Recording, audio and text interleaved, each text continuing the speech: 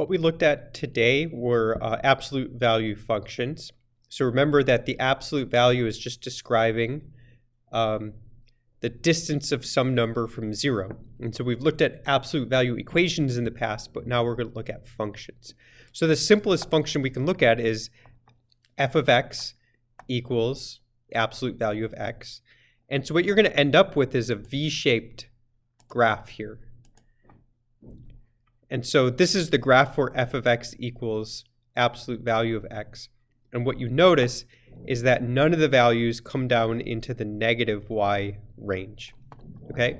Now all of these graphs are going to be this V shape, and they're going to be symmetric about a vertical line, which we call the axis of symmetry. So what you'll notice is that if you split this in half, and so the y-axis right now is splitting this down the middle, the left side of the function is a mirror image of the right side. So we call that this vertical line here the axis of symmetry. There's also a maximum or minimum point on the graph, and we call that the vertex. So if we take a look at f of x equals absolute value of x, now remember absolute values can't be negative. And so if we plug in 0 for x, we get an f of x of 0. But look, if we put 0 in for 1 or negative 1, you end up getting a positive 1, because again, the absolute value of negative 1 is positive 1. And that's why our y values are always in the positive range. And so if you were to plot these points, this is what you would end up getting. Now what you'll see here is that there's a minimum point where this left arrow is pointing to. That is the vertex. So the vertex is our minimum point in this graph. And then I had already said that the y-axis is splitting the graph and creating a mirror image. That's our axis of symmetry.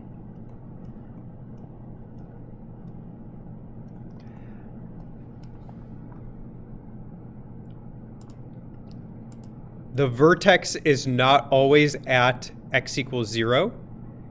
The axis of symmetry is not always at x equals 0. So they're not always going through the y-axis. It'll depend on the details of each function.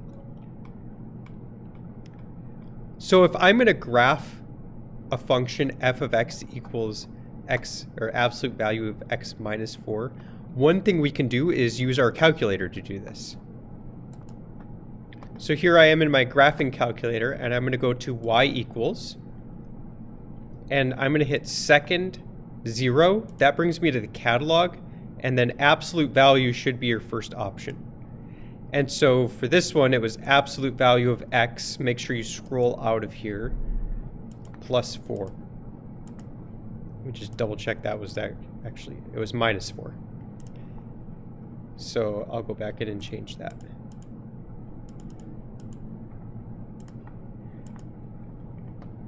Now what I'm going to do is I'm going to graph that function. And you get this nice V-shaped graph. So what you can do is figure out the x value of the vertex. And what you should notice is that the vertex is at x equals 0. So I'm going to take note of that. The vertex is at x equals 0. And then what I'm going to do is I'm going to go to my table, and I'm going to graph the point at x equals 0, and then 2 to the right of it and 2 to the left, or 2 above and 2 below. And that'll get me a nice shape on my graph.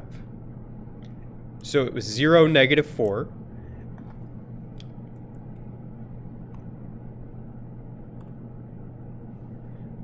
Zero, negative 4. And then it was 1, negative 3, and negative 1, negative 3. And it was 2, negative 2, and negative 2, negative 2. So after graphing those points, I can make a nice absolute value drawing there. So what we're going to do is we're going to enter the equation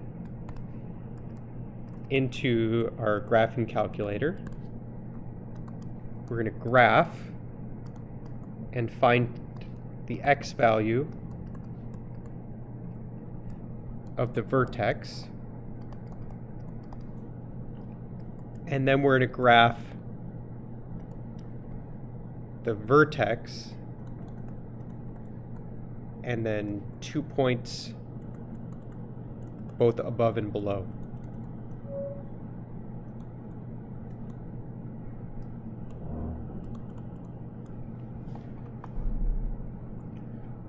So that should work for this next one too. So I can go in and I can go to y equals, and this was absolute value of x plus 2, so I can just change this. I'm going to graph it, and you'll notice that the vertex is in the exact same place. It's at x equals 0. So then I can go to second graph, which brings me to my table, and I know it's at 0, 2, and then I'm going to graph 2 below and 2 above.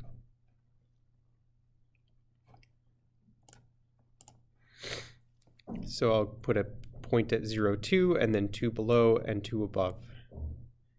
And these would just be the values you're getting from the table on your calculator. I think that was more than...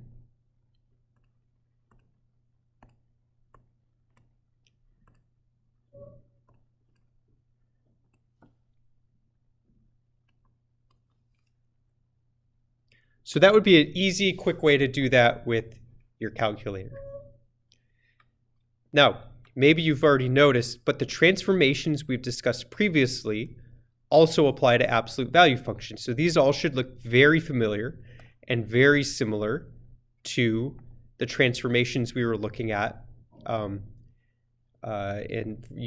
different types of functions. So here we're looking at a transformation to the left and a transformation up. So our vertex isn't going to be at the y-axis, where x equals 0. So when you're asked to do this by graphing, you can put this function into your calculator. So I'm going to put in y equals absolute value of x plus 2 plus 3.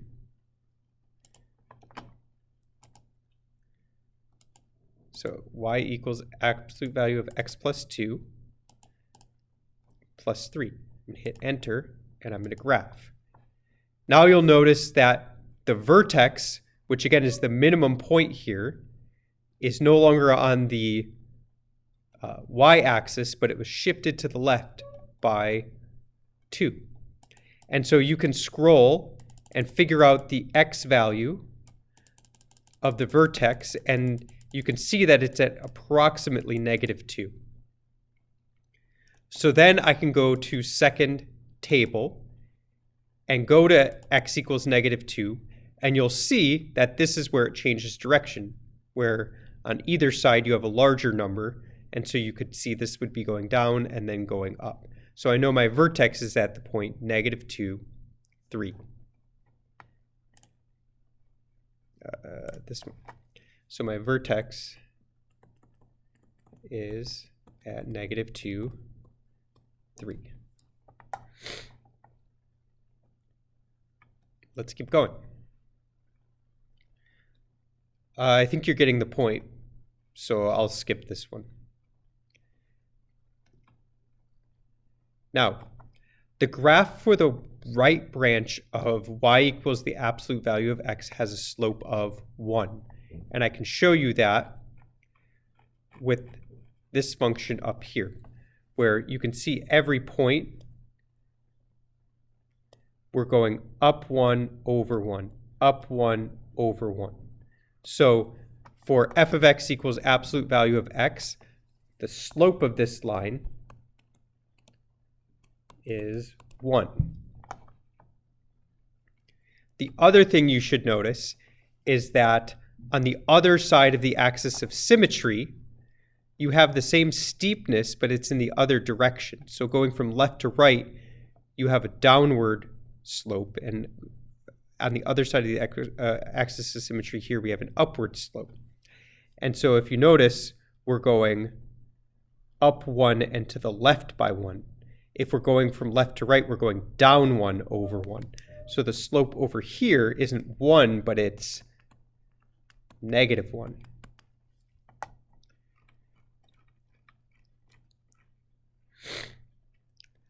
So changing the number in front of the absolute value of x will change the slope of the graph. So if you have something that's y equals a times x, or sorry, a times the absolute value of x, where a is some number, the right branch of the graph will have a slope of a, while the left branch will have a slope of negative a. So for example, if we look at the graph of y equals 1/2 times the absolute value of x, I know I'm going to start at 0, 0, because if x is 0, it's 0 times 1/2 is 0. But now I know my slope is going to be up 1 over 2. Up 1 over 2. But on the other side of the axis of symmetry, it's going to be up 1 and to the left by 2. Up 1 and to the left by 2.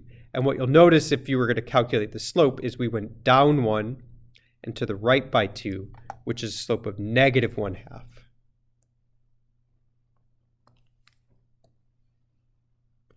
So here my slope is, which we're going to call a, is 1/2. And here my slope is negative 1/2. So what this a actually represents is our compression or our stretch factor. If I increase a, I'm going to have a steeper slope. If I decrease a below 1, I'm going to have a even less steep slope.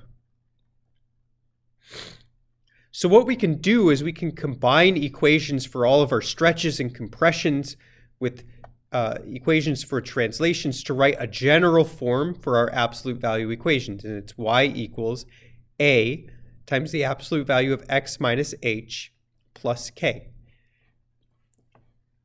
A, h, and k are all going to be numbers, while x and y are going to remain the same.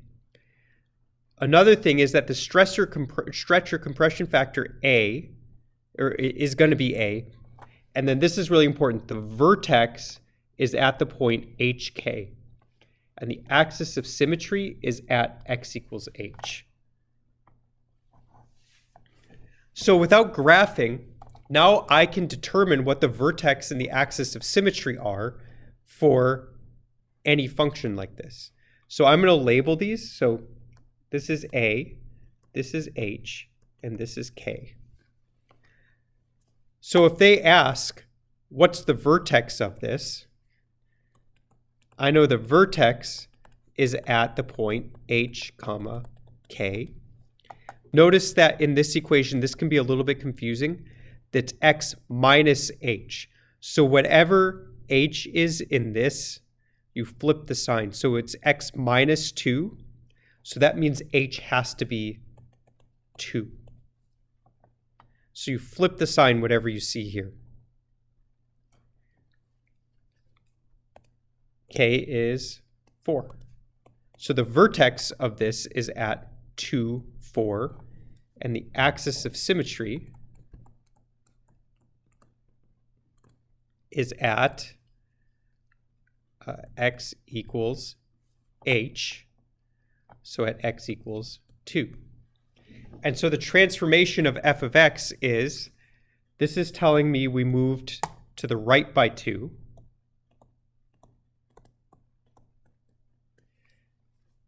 This is telling me that we moved up by 4.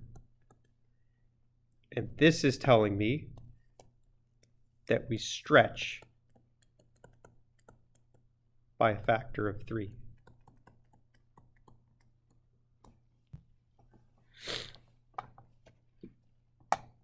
So let's put this into our calculator and see what it looks like. So 3 times the absolute value of x minus 2 plus 4. So it's 3 times the absolute value of x minus 2. Whoops. Whoa. Oh, I'm struggling. X minus 2 plus 4. And let me just double check that I did that right. 3 times the absolute value of x minus 2 plus 4. Great. So I'm going to graph that. And what you'll notice is that the vertex, if we scroll over, is at x equals about 2 and y equals about 4. So that's exactly what we determined back here at 2, 4. If I go into my table, you see that at x equals 2, we have a point at 4, and that surrounding that point, we have numbers going downward and numbers going upward. So this is our minimum point. The other thing you would notice is that at this point, if I drew a vertical line, we would have mirror images of the function on either side. And the slope of this function is going to be 3. So if I go up 3 to 7, and I go over 1 to x equals 3, I'm back on the graph. So our slope is 3. So just based on this equation now and what we know about this pattern, we can determine the vertex, the axis of symmetry, and the slope of the resulting lines. So if we look at this next example, we have what's the vertex and the axis of symmetry for -2 times the absolute value of x minus 1 minus 3. So this is A, H, K. The vertex is the point HK. Remember that it's x minus h, so whatever this sign is, you need to flip it for h. So our vertex is going to be at the point 1,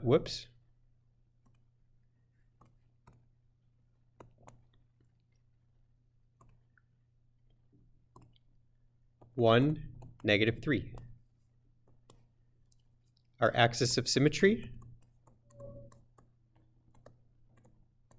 is going to be at x equals 1. You can always double check on your calculator, which we can do that really quickly right now.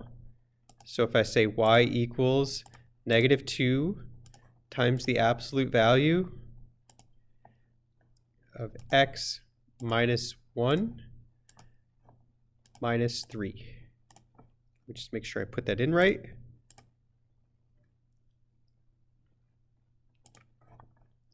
And I graph it. Our vertex is at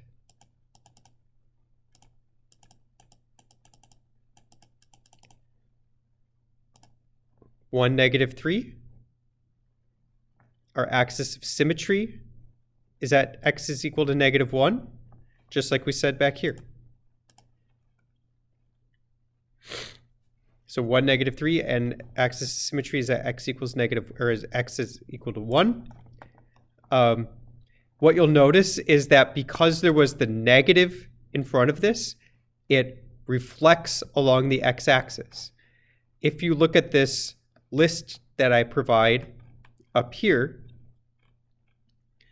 a reflection in the x-axis is negative absolute value of x. So putting a negative outside on RA will reflect it along the x-axis. And then we should have a slope of -2 on the right-hand side of the graph. Okay, last thing. We can determine the equation for an absolute value function based on the graph. So remember, y equals a times the absolute value of x minus h plus k. We know that the vertex is HK. And so I can find the vertex because it's the minimum or maximum point. So our vertex is at the point -1, 4. So now I have some information. I can plug those in for h and k. So I can say y equals a times the absolute value of x. Remember, we have to flip the sign for whatever we have here. So because I have -1, I have to say x plus 1. If we were going backwards, then I would have a -1 going back. So whatever the sign is on your x value for h, flip it. And then plus 4, because k is 4. We still need to figure out a, and the way we're going to do that is just by determining the slope of this line. I don't know what I think it just made a computer freeze. Uh-oh.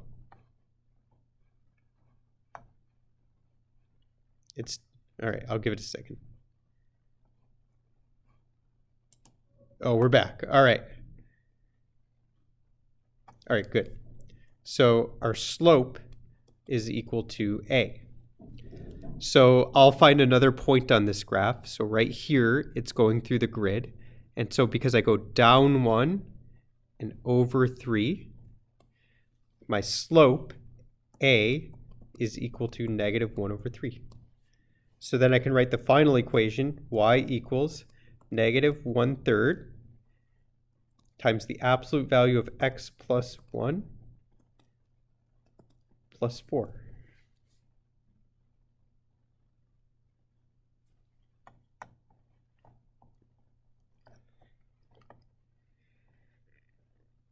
That's it. So that's all we did with absolute value equations today.